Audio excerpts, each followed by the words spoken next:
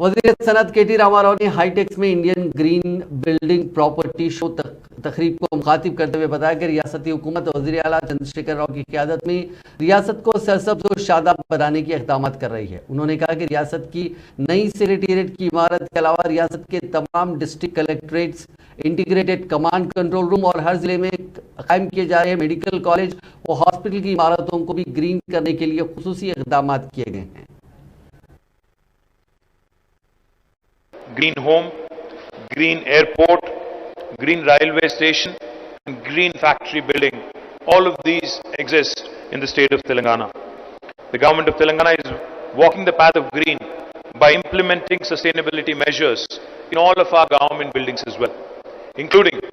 this newly built state-of-the-art Secretariat building, the T-Hub, which Rajesh ji just mentioned, T-Works, the Integrated Command Control Center, which is state-of-the-art again, new collectorate buildings across the 33 districts of Telangana,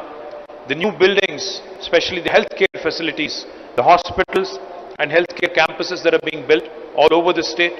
one medical college and one teaching hospital in each and every district, all of them will be green certified, the new industrial parks, and more laudably, even the new IT parks being built in the districts, all of these are green certified. Not only buildings and campuses, our cities, Hyderabad, Warangal, Khammam and Karimnagar are already adopting the IGBC Green Cities rating. I'm sure many other cities will also follow suit, and these cities will set a world-class benchmark for all the other cities adopting sustainable principles. Our flagship program, a brainchild of our Honorable Chief Minister, Shri KTR Garu, is called Telangana Ku Harita Haram, which basically, if I have to translate it into English, it would mean green necklace for Mother Earth.